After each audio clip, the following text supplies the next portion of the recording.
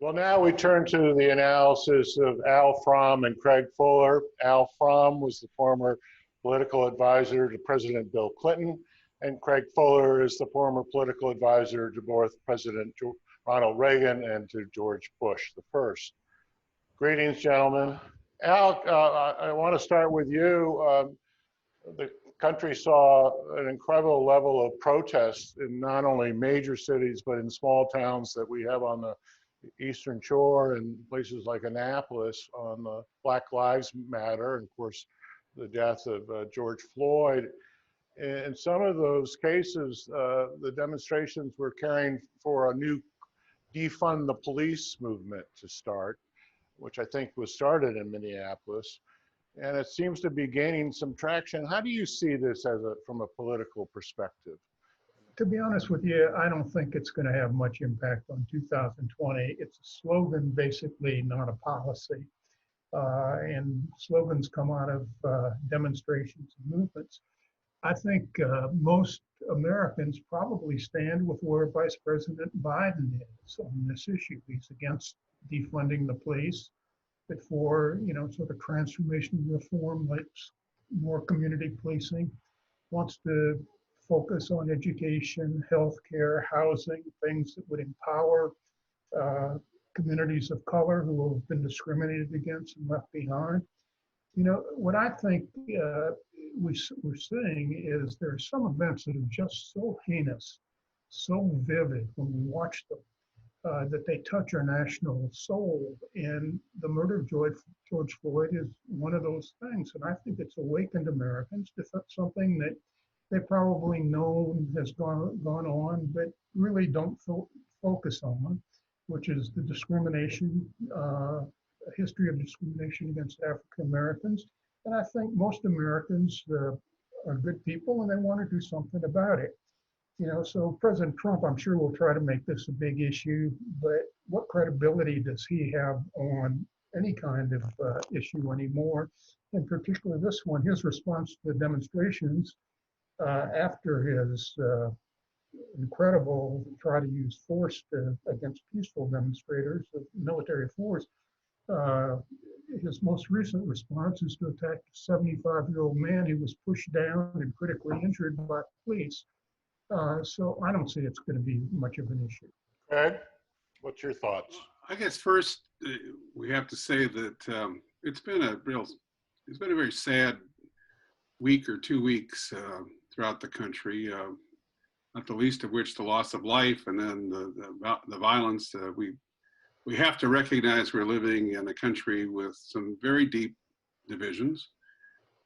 Slogans, I agree with Al, it's a slogan. Slogans like defund the police don't really get us very far and are even further divisive because only a small, maybe 1 in 4, 1 in 5 even is anyway supportive of that kind of notion. It's not even clear what it means, but the vast majority are opposed to it. And it probably, if it has any consequence, causes people to be concerned that might otherwise have become a bit more moderate in their thinking. So I think that's one of the reasons you saw the Biden campaign move quickly away from it. I think Democratic leadership will try to silence those that want to pursue it. There are a number of very serious issues with which we must contend, but we actually need to continue policing. We need to reform some of the policing clearly, but defunding it is not something that's, I think, going to catch on or probably even be around by the time we get to November. Craig, can I stick with you? And we've been watching this unique experience of having the CNN poll come out, which I believe is showing that Mr. Trump is somewhere in the area of 13 to 15 points behind Biden. It irritated the White House, I think, to a degree where I believe Trump is now demanding that CNN apologize for those poll results.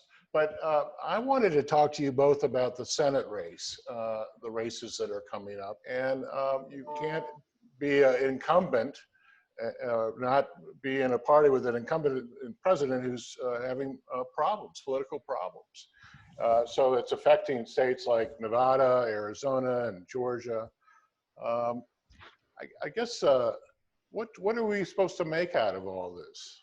Well, I think the reality is kind of as you were suggesting, that if you attach yourself to the head of your party, who's the president of the United States, and you simply will not speak out against things, even those things you might disagree with, that you're going to rise with his popularity and you're going to fall with his popularity. I do think senators, Republican senators across the country are becoming increasingly alarmed with the prospect that if they're running for re-election, they might in fact fail to be re-elected. And if they're not running, they may fail to be in the majority party in the Senate. And neither of those two outcomes is anything that they would want to have to live through. You know, some of these senators have been outspoken advocates for anything that Trump seems to say or do. That's changing. I would expect that it will continue to change with these numbers falling. I go back to this notion of a divided country. You have very strong attitudes in opposition to the way President Trump has handled things recently. You have some who are also strong advocates, but the number of people who strongly view him unfavorably today is pretty astounding. And as that gap widens between favorable and unfavorable, it leaves these senators with nowhere to go. Having said that, November is a long ways away, and these races will close, in my judgment, and whether the Senate's lost or not by Republicans is something we can't possibly know now, and more like October we should be revisiting this. Al, what are your thoughts? Basically, I think that the polls reflect where people are right now, but it is June and not November. But I think the real question this year, I mean, I believe that, I've said this before, but I believe that this election is going to be a referendum on President Trump. And those who are tied to him, as Greg said, will rise or fall with him. And right now, he's falling fast. Craig actually has some experience, as do I, with this kind of an election, and that was 1980. We were on opposite sides. He was with President Reagan, or then Governor Reagan, and I was sitting in the White House being besieged with President Carter. And what happened was that, to me, the race all depended, and people had made the judgment they didn't want Carter.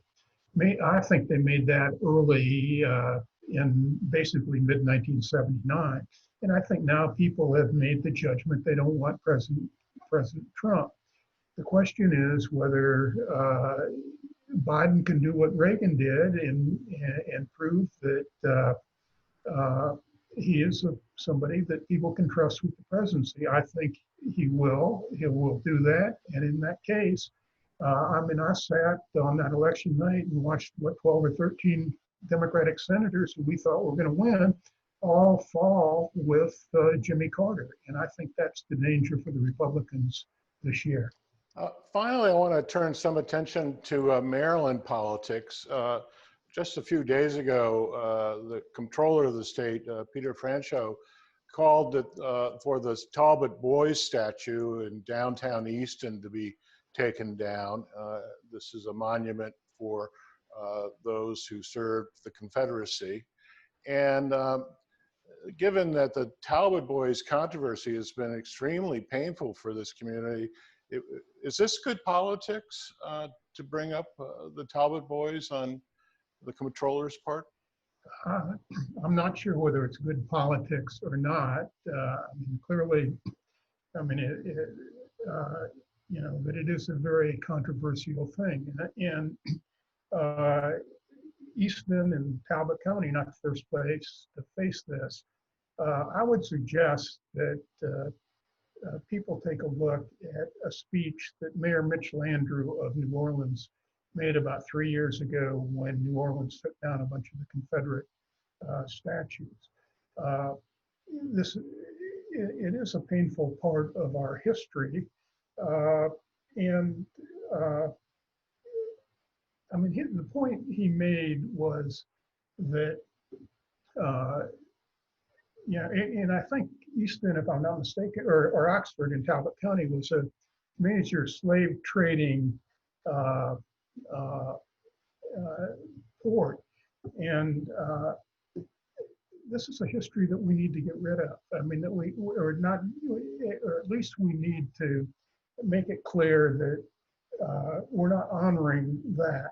I mean, what Mitch Landrieu said is that the Confederacy sort of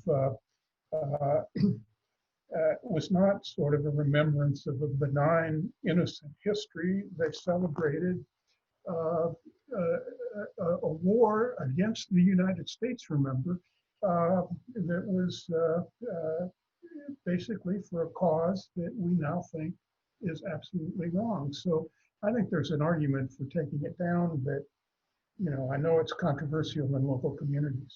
Craig, how about yourself? What are your thoughts? I guess I'm feeling a little conflicted in this. As